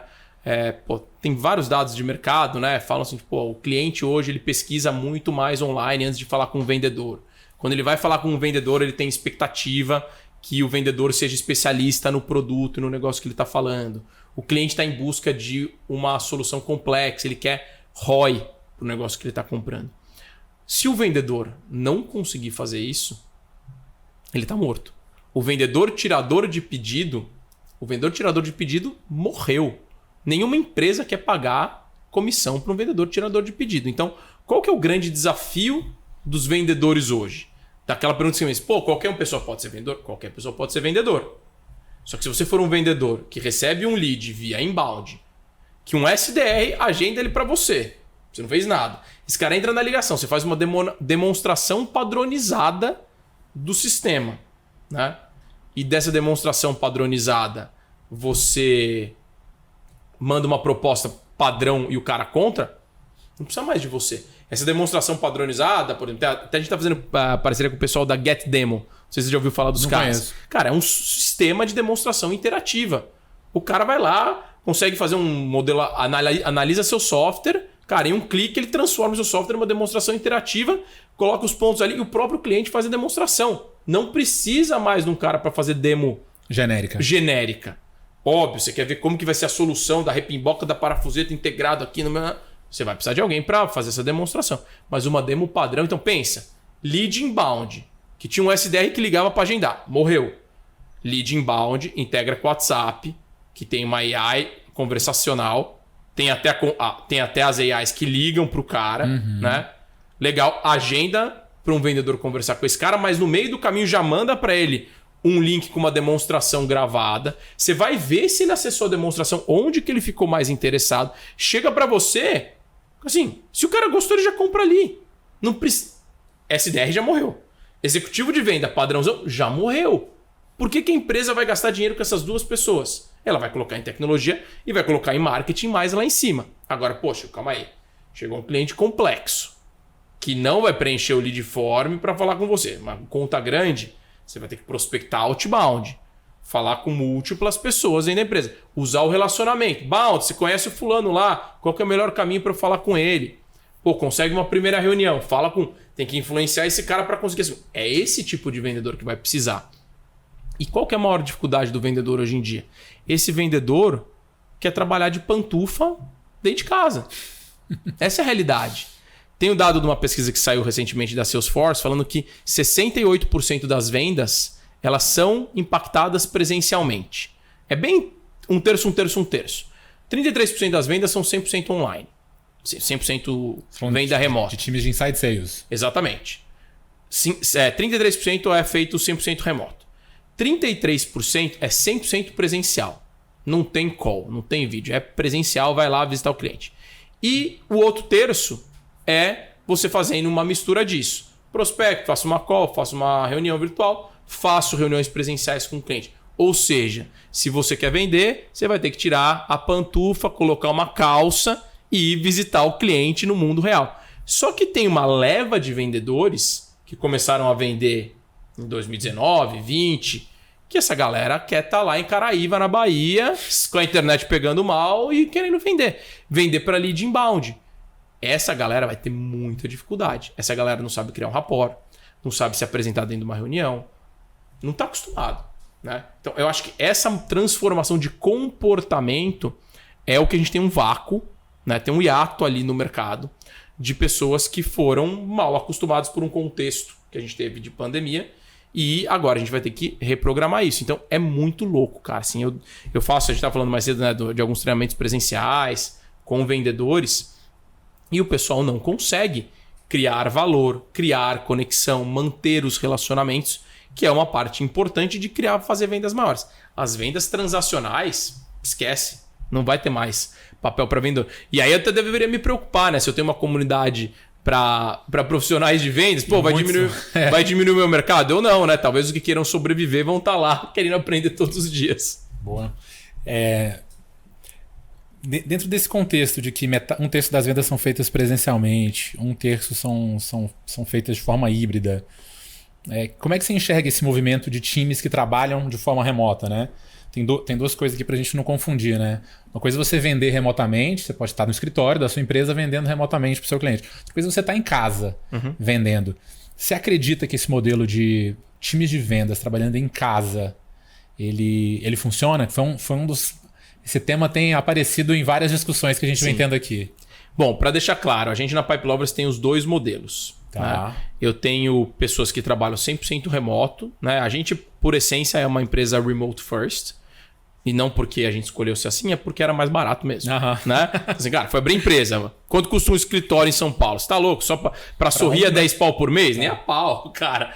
Então assim, a gente surgiu remote first e a gente tem um benefício disso. Qual que é o benefício? Cara, eu consigo contratar pessoas de qualquer lugar. O recurso em São Paulo é mais caro. Não porque necessariamente ele é melhor, mas é porque, cara, o custo de vida em São Paulo ele é muito mais caro. Então, ser remoto me permite contratar pessoas melhores a um preço, um custo mais barato, né? E eu não tenho o custo da estrutura física. Então, para o momento que a gente vivia, isso foi uma primeira alternativa. Conforme a gente começou a crescer um pouco os times de 2, 3 pessoas, hoje a gente tem 11. Eu brinco que a gente tem um polo lá em Uberlândia, né? A gente tem 3 pessoas que moram lá em Uberlândia, estamos contratando a 4ª, que é de Uberlândia também. O pessoal falou, Pagotto, será que dá pra gente pegar um coworking aqui pra gente trabalhar junto? A coordenadora lá do time fez essa provocação. Eu falei, legal, vamos colocar o coworking, vocês vão 3 vezes por semana, até que agora o pessoal vai todo dia lá pro coworking. E eles viram um impacto enorme na troca de conhecimento. Assim, foi muito positivo. Então, sim, dá para você ter um time de vendas remoto. Você vai, dependendo de onde você estiver, você vai ter mais acesso a talento a um custo menor. Você vai ter menos custos fixos de estrutura, né? E aí você vai perder o impacto positivo de estar presencialmente. Então, é um trade-off. No final, eu acho que você tem que olhar como que essa operação sobrevive, né? Tem grandes exemplos de empresas que vivem no modelo 100% remoto, né? Se eu não me engano, o Pipefy, por exemplo, é uma empresa que é 100% remota globalmente. Desde sempre foi assim, né? Essas empresas hoje todas têm escritório. Tem empresas que, não, aqui é todo mundo presencial e funciona muito bem presencial. Cara, é óbvio que o presencial é melhor. Não tem como ser pior. Você está do lado da pessoa. A informação flui muito rápido. Tem um estudo de um cara, não lembro se foi do MIT ou de Harvard, falando que quanto maior é a distância entre as mesas, diminui a colaboração. Então, é óbvio que você está presencialmente, o impacto é melhor. As pessoas vão aprender mais rápido e elas vão se desenvolver mais. Se eu fosse um vendedor hoje, em começo de carreira, eu procuraria uma empresa para trabalhar presencialmente e, se de preferência, que eu pudesse interagir presencialmente com os meus clientes. Foi assim para mim. Quando eu estava na Câmara Alemã lá como trainee de vendas, até nem sei se meu recorde perdura até hoje. Eu era o cara que mais fazia reunião. Tinha um dia lá que eu fiz 7 reuniões presenciais em São Paulo. Esse foi o recorde. De helicóptero, né? Não, cara, assim, tinha um pouco menos trânsito na época, mas eu lembro que eu comecei lá em Alphaville, eu fui vindo, eu terminei, cara, lá no final do ABC, lá em... Cara, era pra lá de Diadema, que eu tinha feito... E aí no final do dia choveu, deu um baita alagamento, cheguei em casa 2 horas da manhã, né? Mas qual que é o ponto? Quanto mais interações pessoais, presenciais você tiver, mais você vai se desenvolver. Então, ou seja, é um trade-off entre custo e velocidade de aprendizado. Então, tem os dois lados. Se você é vendedor que está querendo se desenvolver, cara, priorize o presencial. Você vai evoluir na sua carreira mais rápido. Por quê? Sozinho, na sua casa, fazendo reunião, desliga a reunião, vai tomar um cafezinho na cozinha, você encontra com sua mãe, chinelo. Você está no escritório, acabou uma reunião. Você olha para o lado, o cara do lado fala, cara, você podia ter falado o case do cliente tal que ia te ajudar a fechar. Pum. Olha a diferença. Um é sua mãe tomando café, te atrapalhando no meio da reunião. O outro é o cara do lado te dando uma dica. Ou, enquanto você está ali trabalhando, mandando e-mail, você está ouvindo o cara falar. O top performer fazer a reunião dele. Opa, você aprende. Então, para mim, assim, mais uma vez, funciona, é mais barato, te dá acesso a mais talentos, mas você tem um desafio de velocidade de capacitação e desenvolvimento. Então, eu acho que é um trade-off das duas coisas. As empresas que tiverem condição de trazer todo mundo para o presencial, eu acho que tem uma vantagem em relação a quem está trabalhando 100% remoto. Legal. Acho que a questão tem prós e contras. Tudo tem prós. De adequar ao... É porque muita gente reclamando dos times... Eu conversei com o Thiago, com o Ricardo Correia. Desde o ano passado, num evento que a gente participou, ele estava falando da queda de produtividade dos times de vendas no Brasil como um todo. Eu fui ver que isso é um fenômeno mundial. Essa discussão assim, está se alastrando. E acho que a conclusão é essa. Acho que você foi perfeito. E tem um ponto legal, né? Assim, voltando para o meu caso, qual é a forma de você gerir equipes de vendas de uma maneira remota? É tão simples quanto, independente de ser remoto ou presencial, gestão de vendas é baseada em gestão de atividades-chave. O bom gerente de vendas, ele sabe o que cada pessoa do time tem que executar, né? Ou seja, eu sou um gerente de vendas. Quais são as métricas do meu time? Número de clientes contactados por dia, tempo médio em ligação, tentativas de ligações feitas, reuniões realizadas, propostas enviadas. Tudo isso é execução. Você vai metrificar isso todos os dias. A pessoa sabe o que vai ser cobrado dela. Então, assim... Se ela sabe o que ela vai ser cobrada, ela vai executar. E você, como gestor, está olhando e ela não está executando, cara, no mesmo dia, no final do dia, ao longo do dia ou no outro dia de manhã, amigão, e aí, o que aconteceu ontem? Ah, não, veja bem, a internet, o cachorro, o papagaio, o periquito. Cara, assim, é gestão. Se essa pessoa não estiver executando, logo ela não vai entregar resultado, é óbvio. Ela não entra em resultado, você vai colocar essa pessoa num plano de recuperação e você vai demitir ela.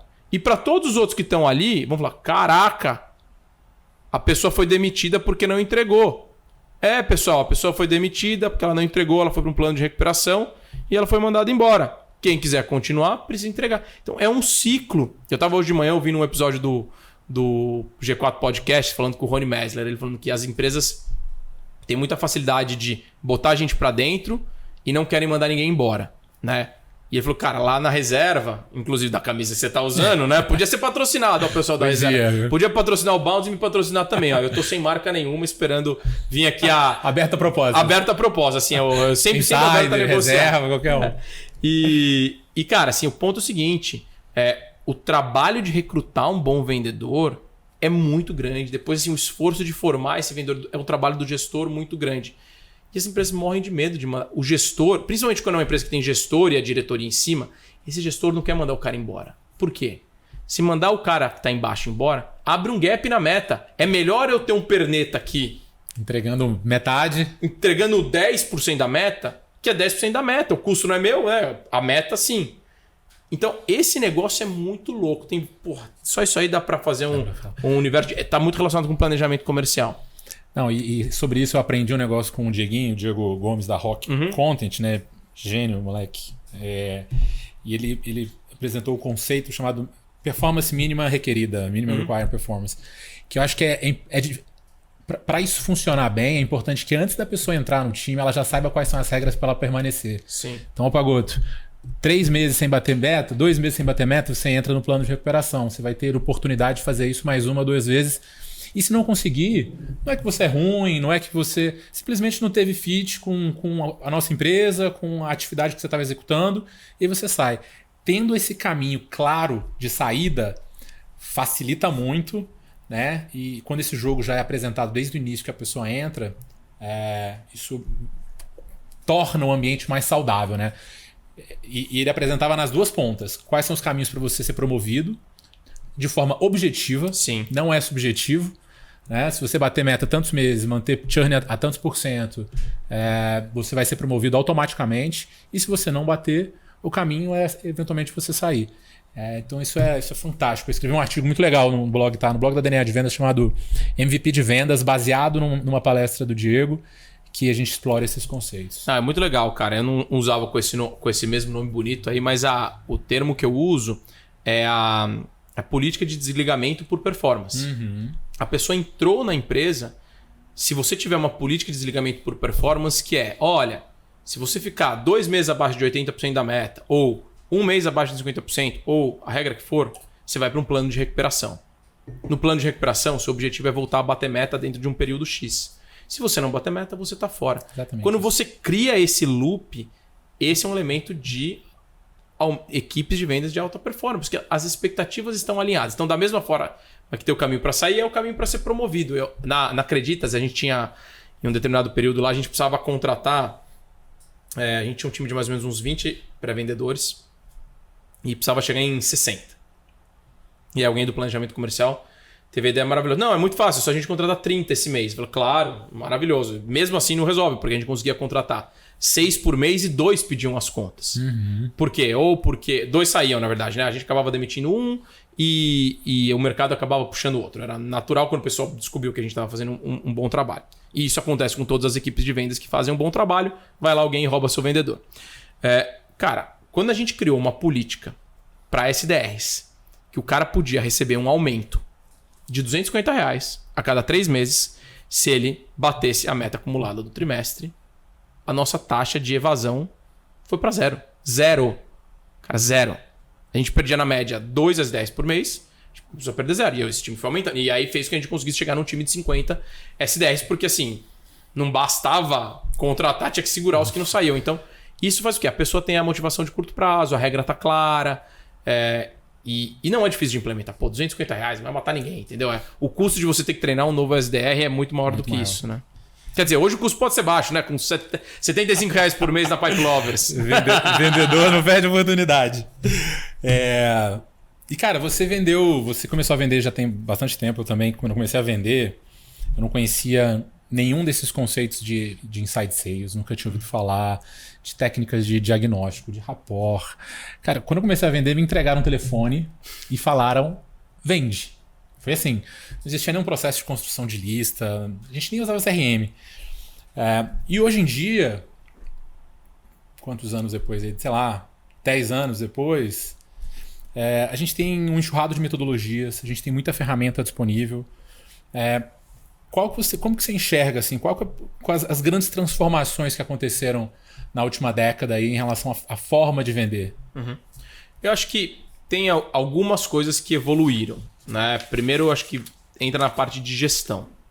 Metodologias de vendas, né, existem há bastante tempo. Pô, quando eu comecei a vender lá 15, 20 anos atrás, já existiam. Bunch. Já nem sei se Bunch existia na época, eu escutei mais na época que eu entrei no LinkedIn, mas já tinha Spin Selling, já tinha Solution Selling, já tinha Sandler, já tinha várias metodologias. Pô, os americanos fazem isso desde que o mundo é mundo, lá desde a época de... A Xerox, acho que foi uma das primeiras grandes máquinas de formação de vendedores lá em década de 70, 80, né? Acho que a primeira grande ruptura, assim, foram as universidades de vendas dentro das empresas. Pega então lá uma Xerox da vida. Eu lembro quando eu comecei a vender, o pessoal me ensinou técnicas de reunião, né? Técnicas para você conseguir fazer um bom pitch de vendas durante uma reunião, né? Tinha muito a ver com o Spin Selling, né? Então o Spin Selling acho que é a metodologia que foi amplamente divulgada. Depois, quando eu cheguei no LinkedIn, eu fui conhecer o Challenger Sales, que é a minha metodologia predileta, né? Inclusive, em vários treinamentos lá na academia de vendas que eu faço lá no G4, a gente fala bastante de Challenger, que é a venda desafiadora, que é de você vender produtos inovadores. Eu, historicamente, sempre vendi produtos que eram disruptivos no mercado, não tinha histórico. Eu digo, cara, o que é isso? Que falou, o que é uma comunidade de educação para vendas? Cara, ninguém nunca ouviu falar esse negócio, eu preciso educar. Mas enfim, então acho que tem uma forma de como que o vendedor conduz a reunião, foi um ponto importante. E depois veio um grande marco que foi conseguir criar uma metodologia olhando para vendas como um todo. Acho que aí o Aaron Ross tem um papel bem importante, né, na história de transformar vendas num processo industrial, praticamente um processo produtivo, fazendo as microespecializações, quebrando as etapas do processo. Isso foi muito trabalhado inicialmente na parte de aquisição, né? Que era, vamos trazer mais cliente. Eu acho que até demorou para ter visões mais específicas para gestão de carteira, né? Então aí depois veio o conceito de Customer Success. Eu lembro quando eu comecei a escutar sobre o Lincoln Murphy, né? Isso deve ter sido, cara, 2012, 13, as primeiras vezes que eu ouvi falar de Customer Success. E hoje tem metodologias de Customer Success, e aí vieram as tecnologias para isso, né? Então acho que vendas evoluiu no sentido de eu sou um cara muito comunicativo numa reunião, eu crio um processo e um padrão para isso, né? Se você não tem padrão, você não consegue avaliar, você não consegue evoluir. Então, super fã de ter padrão de pitch. E voltando para trás, porque eu fui um bom vendedor na Câmara Alemã, porque eu lembro que eu tinha um folderzinho que falava da Câmara Alemã. Então eu fazia o spin. O meu objetivo era ouvir o cara falar 2 ou 3 sims durante a reunião, né? E aí, baseado nesses sims, eu ia fazer a recomendação final para ele. Depois eu tinha um pitch que eu fechava ali a cereja do bolo. E vai ou não vai, e beleza. Pô, depois ao longo do tempo, tá bom, eu tenho que ser um bom de frente com o cliente. Tá, depois eu tenho que ser bom em várias etapas do processo. Intrométricas. Então pitch, processo, métricas. E aí entra a tecnologia, cara, potencializando isso e tirando todos os vácuos, né? Tem nesse mesmo relatório que eu falei de dados lá da Salesforce, tem falando qual que é o tempo médio que um vendedor se dedica em interações com clientes. E na média, 28% do tempo de um vendedor apenas é que ele está dedicado a fazer reuniões ou prospecções ou ligações para clientes. 72% do tempo de um vendedor, ele está gastando se deslocando, preenchendo um relatório, fazendo treinamento, colocando dados no CRM, mandando uma proposta. Pô, 70% do tempo. Se você conseguiu colocar tecnologia para diminuir o tempo que o cara preenche o CRM, o tempo que ele qualifica um lead, o tempo que ele manda uma mensagem, o tempo que ele manda uma proposta, você abre mais espaço para esse cara conseguir interagir mais com o cliente. Então, acho que essas foram as evoluções que vendas foi tendo ao longo do caminho. E eu acho que a gente está indo para um lugar onde o vendedor ele vai ter que ser cada vez mais especializado, é a tendência, numa determinada etapa do processo para atender um determinado tipo de cliente cada vez mais complexo. E ele vai ter um quê de programação por trás. Aí não é programação de saber programar. Ele precisa entender de processo, ele vai precisar entender de copy, ele vai precisar entender, cara, jornada e automação dentro de um CRM ou de uma ferramenta de Sales Engagement. Vai para um vendedor cada vez mais analítico que precisa pensar. Antes você falava com o cliente e vendia se tinha Product Market Fit. Hoje não, você vai ter que ter um vendedor que ele para refletir no que ele está... Ele tem que saber o que ele está fazendo. É igual o piloto de avião. Tem trocentos mil botões. Ele só aperta o mesmo, mas você precisa saber todos os botões que estão aqui. Inteligência artificial, você começou a falar da questão de chats, como que isso vai reduzir a quantidade de vendedores aí nos próximos anos ou meses. O que você tem utilizado atualmente de inteligência artificial? Você no seu universo próximo, o que hoje já é realidade? Eu estou bem impressionado como tem muita gente que não usa o que tornou comum para todo mundo a inteligência artificial, que é o ChatGPT. Né? Então, cara, bem impressionado com assim, cara, tem gente que, nunca abriu o ChatGPT. Gente, é de graça. Né? Então, assim, eu acho que tem vários usos para o próprio vendedor. Né?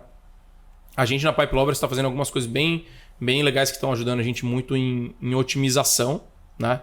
E isso pode estar presente em várias etapas do processo. Então, para um vendedor, cara, vamos pegar lá desde o começo.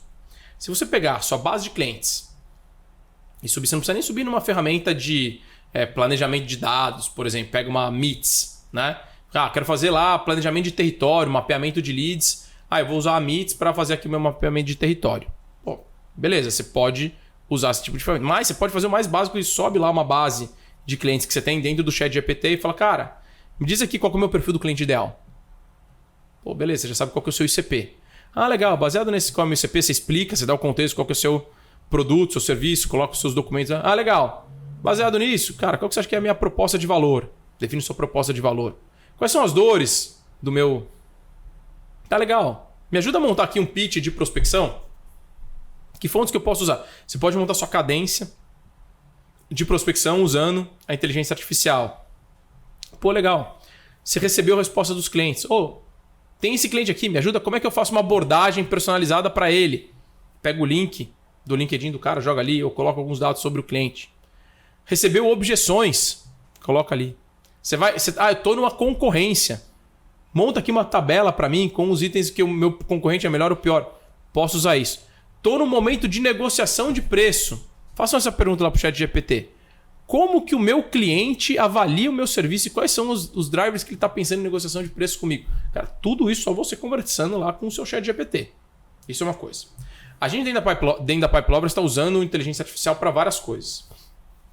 Primeiro, como a gente tem 400 horas de conteúdo, a gente está terminando de montar agora um agente que tem as transcrições de todas as nossas aulas. Então, toda vez que alguém faz uma pergunta para a gente, esse agente já está respondendo, o meu time está usando para montar as trilhas para recomendar para os nossos alunos. Todo mundo que é um membro novo da Pipe Lovers entra num onboarding individual, por enquanto é com um ser humano, né? E essas sessões a gente grava com uma ferramenta de transcrição. Acabou a sessão, a gente pega, recebe lá por meio a transcrição dessa sessão, a gente joga no agente e fala, baseado no que o cara falou aqui na sessão, quais sessões a gente deveria recomendar para ele? Como era esse processo antes? Eu falava com o membro, olhava numa planilha e montava. Hoje, a inteligência artificial me faz uma recomendação da prestação de serviço para esse cliente da montagem dessas trilhas individualmente. Para onde a gente vai evoluir isso? A gente vai evoluir isso para o próprio cliente, conversando via um chatbot para resolver isso. A gente usa lá na Pipe Lovers, a gente usa o Chat Guru, né, que é uma ferramenta de automação de chatbot que está incorporando inteligência artificial também. E acho que aí entra um negócio que é muito interessante sobre inteligência artificial. Todas as plataformas, a Sales Techs, o Zorro, por exemplo, tem a Zaya, né, que tem a inteligência artificial assistente digital dentro do CRM. Né? Então, ou seja, eu vou estar dentro do meu CRM, eu vou poder consultar a minha inteligência artificial dentro do próprio CRM. Então, ou seja, cara, tudo que você está fazendo hoje, para pensar, o que é repetitivo? O que me dá muito trabalho? Vou analisar uma base de dados, vou montar um territory plan, vou montar um planejamento de vendas, vou montar um playbook. Cara, me ajuda a montar um playbook. Tudo isso dá para fazer com a inteligência artificial usando as ferramentas básicas, as ferramentas de chatbot, né, de ChatGPT, as ferramentas de mensageria as ferramentas de análise de dados e as próprias sales techs. Eu não estou tão avançado como o Thiago Reis, né? Que já tá, o negócio nem lançou, ele já sabe o negócio que está acontecendo. Eu não sou tão autodidata como ele, mas acho que é um trabalho da gente olhar. Tem tanta coisa hoje disponível. Antes de olhar para qualquer AI, veja onde está o seu gargalo. Se você olhar onde está o gargalo da sua operação hoje, você vai colocar uma ferramenta. Por exemplo, nem citando aqui, eu estou agora na vibe de tentar conseguir fazer mais Reels lá no meu Instagram. Aproveitando, se você está ouvindo a gente aí, me sigam no Instagram, porque eu estou tentando ficar famoso lá no Instagram, né? E, cara, uma das coisas que eu tô aprendendo é que o Reels é o que mais tem um potencial de viralização. Quanto mais você tem visibilidade nos Reels, mais pessoas vão te seguir. Pô, legal. Cara, participa de um monte de podcast. Pô, se você pegar esse podcast, fazer os cortes, cara, puta trampo ficar colocando os cortes, botar a legenda.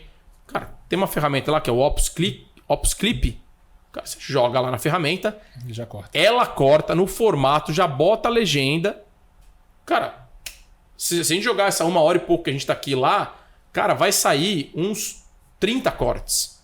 Então, assim, é isso. Eu tinha esse gargalo, eu não tava fazendo por causa disso. Uso o Opus Clip, tá saindo esses cortes. Então, é olhar onde tá o seu gargalo e essas automações elas vão aparecendo. Essas automações, essas inteligências vão te ajudando. E acho que tudo meio que se mistura. Gestão com automação, com chatbot. As tecnologias todo mundo está incorporando. Onde tem um ponto de risco aqui? Nada de graça. Cara, e da mesma forma que existem os custos de nuvem hoje, os custos de processamento de AI vão começar a ser uma barreira em algum momento, né? O pessoal fala, é X tokens. Porra, esse token. Também não sei. 300 mil pessoas já tentaram me explicar qual que é o custo de um token, mas a realidade já a conta vai chegar. Né? E aí você vai ter que começar a reduzir o uso de AI, porque tudo você quer pôr na AI, e na verdade você não precisa de tudo na AI e tem um custo para alguém estar processando essa inteligência. Então, já que você mencionou aqui, aproveitar para falar da Zoho, que tem integração nativa com o ChatGPT, que funciona como um assistente virtual para você dentro do seu processo de negociação. Então, recomendo que vocês conheçam o Zoho CRM, vai ter o QR Code aqui na tela de novo. Façam um trial gratuito, experimentem. Hoje em dia não dá para a gente abrir mão do que a tecnologia tem a nos oferecer e os times de vendas estão mudando drasticamente por causa disso. Vamos fazer parte dessa revolução. Pagoto? Cara, mas sabe um negócio que você falou da Zoho que é interessante, né? Eu lembro meus primeiros contatos com a Zoho. Saiu até recentemente uma matéria deles, né? Agora a Zoho tá faturando em reais no Brasil e tal. Cara, impressionante, assim. Fica a dica, não é o tema aqui do podcast, mas estudem a história da Zoho. Cara, a Zoho é uma empresa indiana, fatura mais de $1 bilhão e muita gente aqui no Brasil ainda não conhece. Cara, os caras têm mais de 100 milhões de usuários no mundo, cara. Assim, é impressionante. E aí entra nessa história de tecnologias, para liberar aqui para a próxima pergunta. Cara, assim, muita gente hoje assim, tem pegado várias tecnologias picadinhas, né? Se você pega as grandes plataformas de tecnologia que tem no mundo, tem Zoho, tem Salesforce, tem HubSpot, aqui no Brasil muita gente usa RD Station. Cara, você tem que usar uma plataforma que vai te dar tudo integrado, né? Se você estiver usando... você vai pegar um monte de softwarezinho picado, o dado não bate, o negócio não integra, né? Então, realmente é muito legal ver o trabalho que o Zoho está fazendo. Tá só pôr o pezinho no Brasil, o negócio. E o Brasil é tão grande quanto a Índia, hein? A gente está trazendo para o CRM Summit, o evento da Zoho, em novembro, em Florianópolis, o Jeb Blount, que hoje é o maior escritor de vendas do mundo, né? Só em português ele já deve ter... É autor do Prospecção Fanática, né? Prospecção Fanática, Objeções, Inteligência Emocional em Vendas. Tem vários em português e o cara é uma máquina de escrever. E quando eu falei com ele para trazer, ele está vindo palestrar pela primeira vez no Brasil, e ele falou, cara, eu utilizo o Zoho. Você pega um dos maiores especialistas de vendas do mundo. Pô, isso eu não sabia, hein? E aí a gente está trazendo ele em novembro. Que legal. Vai ser muito legal. Já tem podcast. Eu estarei lá também, estarei lá. Tá lá, né? Mas vamos lá, cara. Vamos fazer um bate-bola aqui para finalizar? Vamos lá. O que você tá lendo? Cara, eu tenho uma pilha de livros lá em casa que assim é um negócio meio... é um negócio meio desesperador. O livro que eu estou lendo agora, na verdade estou terminando, é de um grande parceiro meu e que também é meu cliente. É o Criando Clientes Vendedores, do Rodrigo Noll. Que fala do programa de indicação de clientes, né? Esse é o meu livro da vez. eu reli recentemente também o Cabeça Fria, Coração Quente, do Abel Ferreira, que também é uma aula de gestão, mas eu acho que, para mim, eu gosto muito de livros de business, né? Eu gosto muito daqueles livros americanos que falam dos estudos lá, o Outliers, né? O Rápido e Devagar. Gosto muito desses livros. Falei do Simon Sinek, que também é um cara que eu gosto bastante, né? Eu tenho só um problema com esses livros de negócio. Cara, eu vou meio que até a metade. Para? Cara, começa a ficar meio repetitivo e agora tô começando a usar o Audible para ouvir os livros, né? Então, eu ver se eu consigo tentar fazer uma rotina de ir pra academia e ouvir os livros ao mesmo tempo. Cara, sabe uma parada que eu gosto de fazer, que é meio maluco, mas eu acho que pelo jeito não sou só eu. Eu gosto de ler e ouvir simultaneamente. Você entra numa imersão, cara, que é muito, muito legal. Pô, isso eu nunca testei. Você entra num transe, assim, que você tá lendo. Porque se você tá só ouvindo, eventualmente você pode se distrair com alguma coisa. Sim. Se você tá lendo... Uma hora você brisa e vai para outro lugar. Você pode ir outro lugar. Agora, quando você faz os dois, cara, você entra numa imersão que é muito legal. Porque, teoricamente, quando você tá lendo, tem a voz da sua cabeça lendo, né? Aí você tem a voz do... Pô, deve ser legal essa experiência. Pô, vou testar. Recomendo. Qual foi o livro que teve o maior impacto na sua vida? Pessoal ou profissional? Cara... Eu acho que o livro que deu o maior impacto pra mim foi o primeiro... Acho que foram 2, né? A pessoa fala que eu sou muito mão de vaca. Né? Quando eu era criança, meu pai me deu aquele livro lá, o Pai Rico, Pai Pobre. Esse foi um livro bem legal. Exato. Não tem nada muito a ver com vendas, mas acho que tem a ver com investimento, com poupar, com organização financeira. Né? Eu acho que isso... Como tudo na vida, assim, me ajudou a ter muita organização. Eu acho que eu tenho uma boa organização financeira, me ajudou bastante nisso. Mas acho que relacionado com vendas, o livro do Dale Carnegie, Como Fazer Amigos e Influenciar Pessoas, cara, assim, é bizarro. Assim, o que esse cara fez há mais de 100 anos atrás. Ele fala muito de um dos pilares nossos lá da Pipe Lovers, que é o relacionamento interpessoal. São regras simples, básicas, que a gente não faz, né? Tem uma das coisas ali do livro que a melhor forma de ganhar uma discussão é evitando uma discussão. E, cara, às vezes eu sou meio temperamental, né? Quem já brigou comigo sabe. E, cara, assim, toda vez que eu falo, assim, cara... Aconteceu comigo isso recente, né? Eu tava com um problema lá com o cliente, o cara tava inadimplente, né? E aí, pô, aquelas discussões de inadimplência, pô, mó pé no saco. Aí eu falei assim, puta, vou brigar com esse cara. Aí eu falei, não. Vou falar com ele na segunda-feira. Cara... Maravilhoso. Não discuti com o cara, depois chegou na segunda-feira, já era outra conversa. Às vezes o cara até já pagou no meio do caminho. O cara já resolveu, o cara achou uma alternativa. Aí ele acha que só pelo fato de você não ter falado com ele, você não estava preocupado. Cara, assim, tem os princípios ali, a parte do sorrir, falar o nome, deixar mais a pessoa falar do que você. Ser genuinamente interessado. Então, cara, esse livro do Dale Carnegie pra mim é muito bom. Eu fiz outro dia o treinamento de novo do Instituto Dale Carnegie, lá fui convidado pelo pessoal da Stone, né? Uma das empresas que eu invisto é investida por eles, eu fui convidado. Então, cara, assim, esse livro é muito legal e, obviamente, cara, o Receita Previsível do Aaron Ross assim, se você é um gestor de vendas e ainda não leu esse livro, o Aaron Ross, o cara é um fenômeno. Saiu uma versão nova, eu não li ainda, que ela é laranjinha, que dizem que é maravilhosa, que ela tá atualizada, que tem uma questão de é meio que um workbook. Então vale a pena conferir aí também, já que você gosta bastante. Quem foi seu principal mentor profissional? Cara, quem foi o meu principal mentor? Até tem um artigo sobre isso no meu LinkedIn. Faz um tempo já que eu escrevi, já deve fazer mais do que 5 anos, né? Mas acho que eu aprendi muito com todos os meus líderes, os meus gestores diretos, né? Eu acho que você aprende o que fazer e o que não fazer com um gestor com o seu gestor direto, né? Então, já tive gestores muito bons e já tive gestores que eu considerei ruim. O ruim era bom falar, pô, o ruim te dá espaço também, né? O ruim não faz o trabalho que ele deveria fazer e você acaba ocupando um espaço ali naturalmente. Mas assim, eu trabalhei com o Alexandre Apendino lá da TOTOS por bastante tempo. Trabalhei com o Matheus Pestana, que foi fundador da SenseData. Trabalhei com a Marília Roca, que foi quem trouxe a Endeavor para o Brasil, foi CEO da Ticket, fundou uma empresa que foi Mãe Terra, que foi vendida para a Unilever depois. Cara, assim, super executiva, também aprendi muito com ela. Minha primeira gestora, quando estive lá na Câmara Alemã, ela me ensinou uma frase que eu não esqueço até hoje. Importante é como você sai de uma empresa e não como você entra, ou seja, a construção de relacionamentos desde o começo. Sempre aprendi muito com meu pai, que sempre foi um um super empreendedor. Então, eu acho que, cara, eu aprendo todos os dias. Sai do muro. Quem foi o principal? Cara, bicho, eu acho que eu não tenho um principal mentor, cara. Não tenho.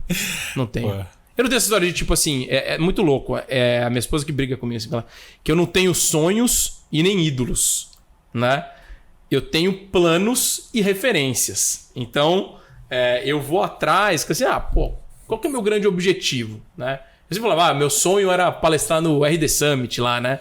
Pô, cara, demorou vários... Cara, aí quando eu consegui, ela, pô, você realizou seu sonho? Eu falei, não realizei meu sonho, não. Foi um baita de um projeto. Pô, fui lá, falei com um, falei com o outro, patrocinei. Cara, você vai transformando, você vai tornando um planejamento, você torna o seu sonho uma realidade. E acho que essa história das referências também você, cara, você se inspira em várias pessoas. E não é porque assim, alguém é a sua referência que é a melhor pessoa do mundo. Ela também faz coisas que não é o ideal. Então acho que dá para você aprender com todo mundo. E uma coisa super importante, eu falo isso muito lá na comunidade. Ninguém é bom demais que não tem nada para aprender e ninguém é tão inexperiente que não tem nada para ensinar. Cara, às vezes eu aprendo coisas com pessoas que entraram ali no grupo de SDR da Pipe Lovers, o cara acabou de entrar, o cara falou, pô, isso aqui eu não conhecia. Então, não sei, acho que tem um pouco dessa... Cara, tô aprendendo com todo mundo, super curioso. O Matheus Pestana lá me falou uma vez, cara, você é um cara engraçado. Você conversa de igual para igual pro porteiro, pro vigilante, com o membro do conselho de administração de empresa de capital aberto. Um dos fatores seja que talvez eu tenha repertório para conseguir conversar com esse cara que está aqui em cima, mas também que eu tenha a humildade de conseguir alinhar o meu tom de comunicação com o cara que está ali na portaria, na vigilância, e você tem que ter o respeito por qualquer uma dessas pessoas, né? Então, acho que você sempre está aprendendo, cara. Não tem... eu gosto, cara, dessa história que eu comecei a produzir mais conteúdo digital, até o pessoal me dá esse feedback negativo, que cara, você precisa ser mais vendedor, você precisa colocar lá 5 formas de... Eu falei, cara, eu tenho um medo desgraçado de parecer um guru de vendas da internet. Porque eu não sou um guru de vendas da internet. Eu fiquei 20 anos vendendo, liderando equipes de vendas. Cara, eu ganhei prêmios nas maiores organizações de vendas de tecnologia do mundo para eu chegar aqui e falar que 5 formas de você bater sua meta. Cara, não é assim, né? E a minha briga, cara, em todo lugar que eu vou fazer esse meu disclaimer aqui também. Cara, quando você vê alguém que tem trocentas milhões de pessoas lá no Instagram, cara, vai lá e olha onde essa pessoa passou. Eu tava vendo um cara outro dia, o cara falou lá, era o melhor instrutor de vendas do Brasil, o melhor sei lá o que do Brasil. Aí eu fui olhar o histórico de vendas do cara. O cara foi vendedor por 1 ano, lá no interiorzão de São Paulo.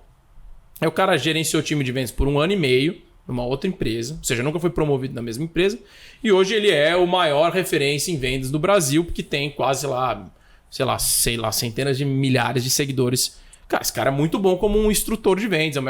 Mas esse cara efetivamente não teve uma experiência tão robusta. Então, eu tenho essa máxima de ser meio que um anti-guru de vendas e eu tenho meio que um receio de... Não é um receio que assim, eu fico irritado quando alguém fala que sabe tudo. Cara, eu gosto, mas me mostra aí como é que você fez. Me conta qual que foi a experiência. Porque o mundo é tão dinâmico. Cara, amanhã surge um negócio novo, uma ferramenta diferente. Me conta como é que você está. Todo mundo aprendendo e ninguém sabe tudo. O legal é você compartilhar. Quando vem esses gurus, eu fico já meio ressabiado.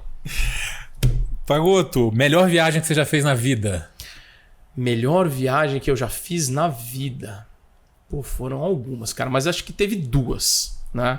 Eu acho que a primeira foi quando eu tava no começo da faculdade, eu já trabalhava desde ali do colegial e tal, eu tava no segundo ano, da faculdade, e eu queria muito aprender espanhol. Eu já tinha feito um pouco de espanhol no colegial e tal, e eu sabia que espanhol ia ser importante pra mim. Lembra daquela história? Olha que interessante essa história, até conecta com o que a gente falou lá mais cedo. Eu queria muito aprender espanhol. Eu pesquisei, escola e tal. Eu vi que a Argentina era o lugar mais barato. Eu comecei a trabalhar lá no colegial, então assim, não curti aquele começo de faculdade que é mó zoeira, mó putaria, né? Eu não consegui curtir muito essa época, porque eu trabalhava e tal. E aí eu fui pra Argentina, então eu fiquei 1 mês estudando espanhol. Lá na Argentina eu tive uma vida meio universitária por 1 mês. Buenos Aires? Em Buenos Aires. E cara, foi ali onde que eu dei uma baita alavancada no meu espanhol. Depois, no futuro, eu fui trabalhar na TOTS, fui trabalhar com o mercado internacional que era e como eu falava espanhol, isso me ajudou. Eu fui liderar as franquias, eu ajudei a abrir a franquia do Peru e tocava Colômbia. Então, meu espanhol melhorou muito. Isso depois que me credenciou a ir pro LinkedIn para liderar a operação do Sales Navigator para América Latina. Então, cara, assim, ninguém na minha família fala espanhol. Cara, eu fui lá, me dediquei, juntei um dinheirinho, beleza, eu tinha uma condição privilegiada, mas que me ajudou nisso. Então, essa foi uma viagem muito legal. Foi muito bacana, mas foi uma viagem de aprendizado. E uma viagem recente agora, né? Foi na minha lua de mel que eu fui para Israel. Né? A minha esposa é judia, nasceu em Israel. E para mim foi muito legal de conhecer ali a cultura. E eu já tinha feito algumas outras viagens também para países um pouco mais diferentes do que o nosso. Já tinha ido para a Turquia, por exemplo. Então eu acho que é muito legal você ir para países onde... A cultura é bem diferente. É uma cultura bem diferente, cara. Tudo bem que lá em Israel todo mundo fala inglês, mas quando eu fui para a Turquia também...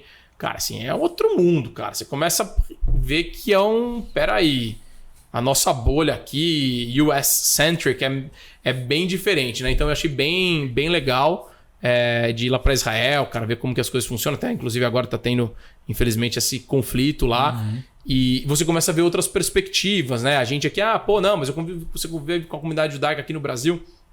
Cara, você vai para lá, calma, peraí, é diferente, né? Então acho que é muito legal, assim, recomendação de viagens, vão para países que é muito diferente do que o seu, só é duro quando você não consegue entender muito a língua, né? Eu ainda tô devendo ir para a China, tem uma amiga minha que tá na China lá agora, cara, agora a gente tá muito, eu e minha esposa, a gente quer muito ir lá para a China. Legal, conheço algumas pessoas que foram para Israel e me falaram ótimo, muito bem também sobre Israel, mas até agora Japão tem saído bastante aqui.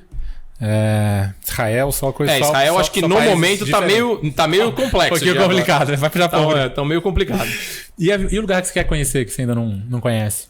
Então, cara, lugar que eu não conheço, que eu gostaria de conhecer, China. Definitivamente, cara, assim, eu acho que tem um outro mundo lá, muito diferente do nosso, né? Se a gente olhar o ecossistema tecnológico, cara, as redes sociais que a gente usa aqui não estão lá. A ferramenta de comunicação, que é o WhatsApp que a gente tem aqui, não tem lá. É o WeChat, que é mais ou menos a mesma coisa, mas é totalmente diferente. Um ecossistema do Alibaba lá, né? Com Alipay, modelos de pagamento. Toda a parte de carros elétricos, tudo conectado. Lá, cara, assim, Apple, obviamente... Xiaomi é o monstro lá dentro.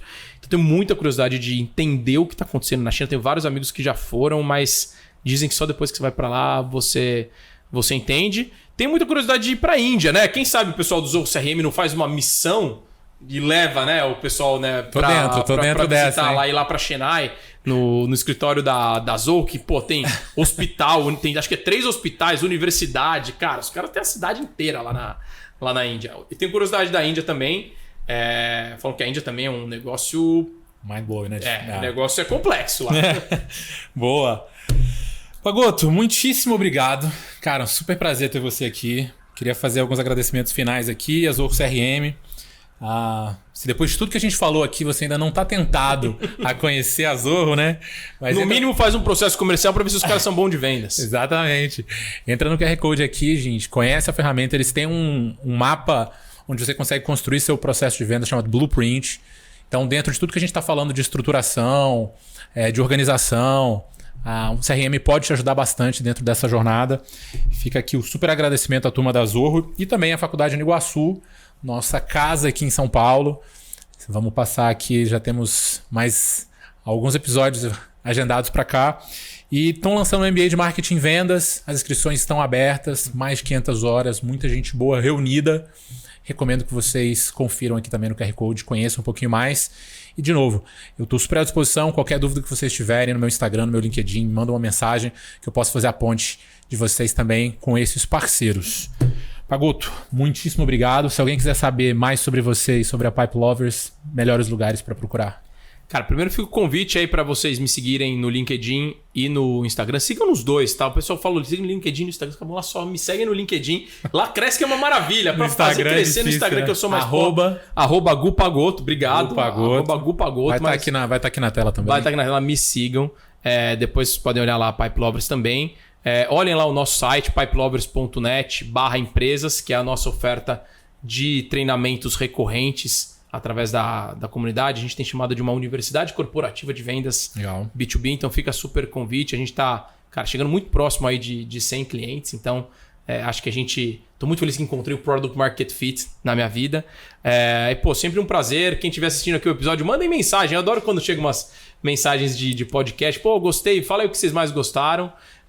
Sempre um prazer. A gente tá bastante aí em eventos, participando. Então, obrigado demais, cara, pelo convite. Muito legal. Acho que todas as iniciativas que tem aí de produção de conteúdo são muito legais. Eu lembro quando eu ganhei o prêmio de melhor head de vendas B2B no Vendas B2B Summit lá atrás, cara. Fiquei muito feliz. Acho que foi o primeiro prêmio que eu ganhei. Fiquei muito feliz, cara. Obrigado, parabéns pelo que você tá fazendo. Obrigado. Já acompanhei os episódios aqui que estão gravados. Muito sucesso, vida longa ao podcast Playbook de Vendas. Eu que sou um assíduo consumidor desse tipo de conteúdo. E acho que é isso, cara. Tamo junto. Sucesso em vendas é resultado de evolução diária. Hoje você já assistiu a gravação, já aprendeu. O que você vai aprender amanhã? Acho que essa é a provocação. Ele não perde uma oportunidade para vender, gente. Se você gostou do episódio até agora, deixa o like. Se inscreve no canal, que tem muita gente boa vindo aí. Essa semana eu vou encontrar o Pendino no Mastermind do Thiago Reis. Vou encurralar ele para gravar. Então vem muita coisa boa por aí. Segue a gente, manda os feedbacks também, que eu tô super aberto a receber. E até a próxima, gente.